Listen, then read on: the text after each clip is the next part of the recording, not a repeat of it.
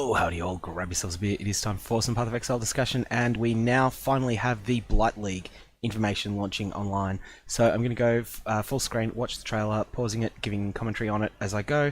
Then I'll have a look and see, hopefully by then, the GGG website will have loaded the main Blight page. Pretty ordinary stuff so far.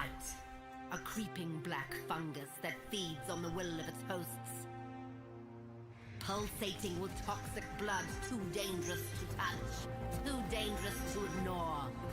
We must drain the ichor of this dark infection. Its mindless husks will protect its core. So I build weapons. Towers which conjure flames, chill the air, move the earth.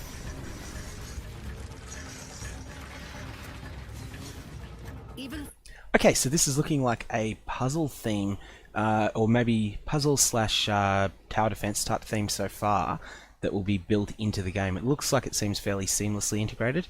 It'll be interesting to see how this works out. It looks like there's going to be a lot of making very fast decisions going to be coming up in here. So, I need your might. Well, that looked like a tornado shot. I want to check and see if that was a normal tornado shot or if there's been any changes to it. Need your might. And to the mighty go the spoils.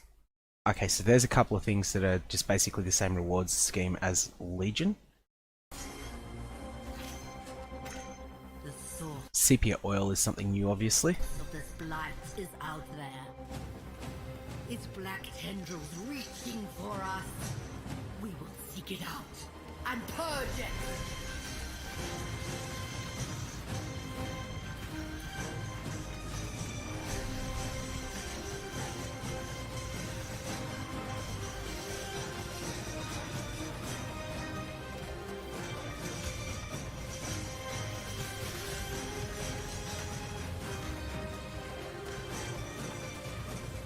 The blight is here. I don't recognise that icon there, so that looks like it's something new. There's always little hidden Easter eggs, and I will miss a bunch of them. And we are the cure. Alright, this looks interesting. You get a hybrid of Abyss and Legion feel so far, but with a few unique tactical things. Like I think those tower defense elements that are being put in there will be somewhat different. And as I say, there'll be a lot of fast decision to be made. I think that this seems like it may actually be a league that works better in multiplayer, although we'll have to tell when we see it, because I'm assuming that you'll find one of these blights in each of the areas that you go into, and then you'll be able to, put down. If you're playing by yourself, you'll be able to put down a couple of these towers to frustrate enemies that are trying to get to critical points, while you then go and clean up others.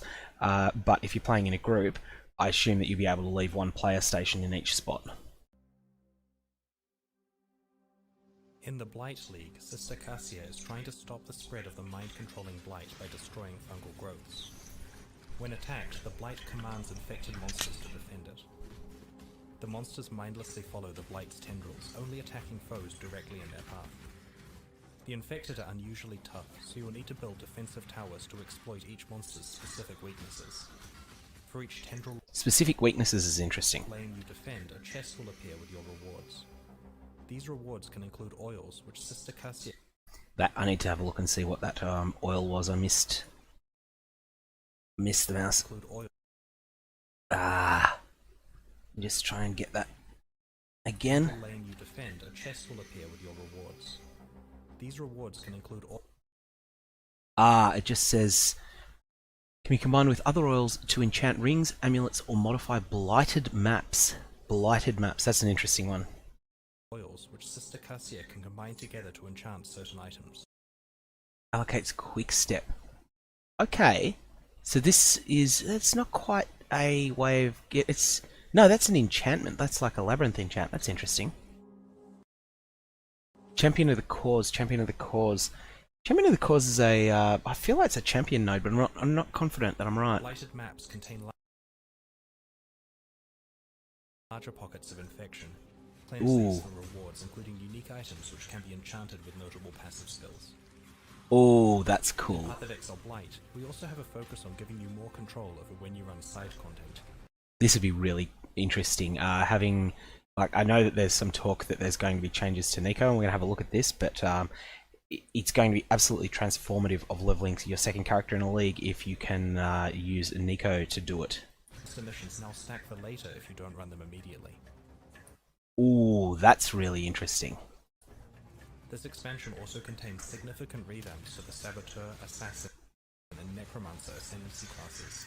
Saboteur, Assassin, and Necromancer. So, Saboteur and Assassin were in reasonable spots. Assassin was a bit too squishy, but did have its niche as one of the, sort of up there with Trickster as the all-in damage ascendancies.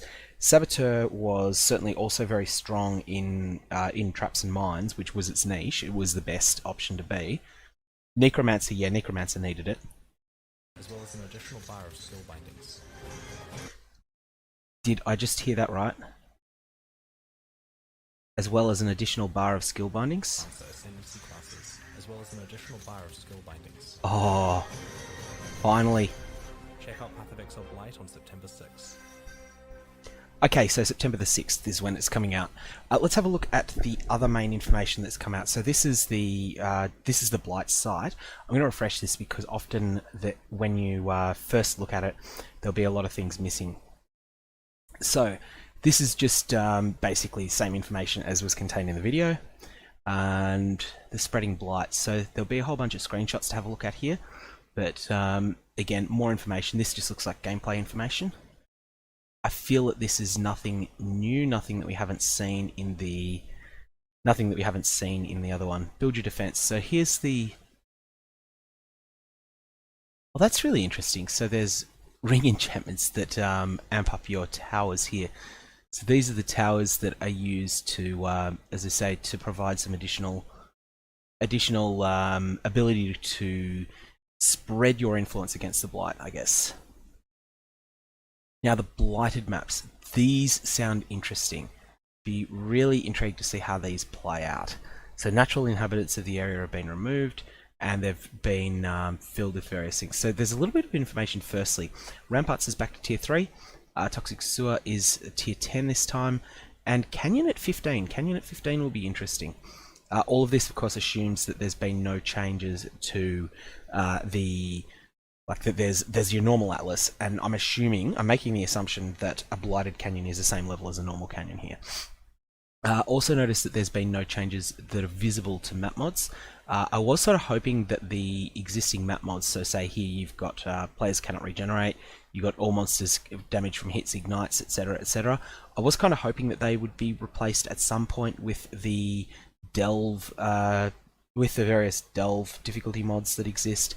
But anyway, it hasn't happened, so that's something I'd like to see in the future. Enchant your items. So here we are with the ability to enchant items and gain various. So let's have a look here.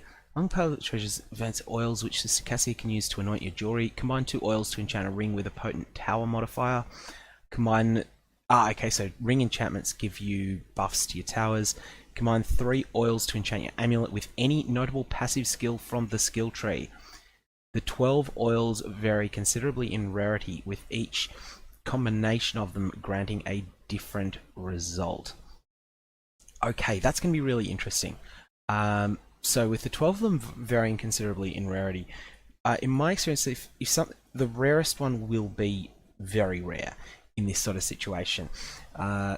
Basically, this sounds like it's some sort of in-game optimization, customization system.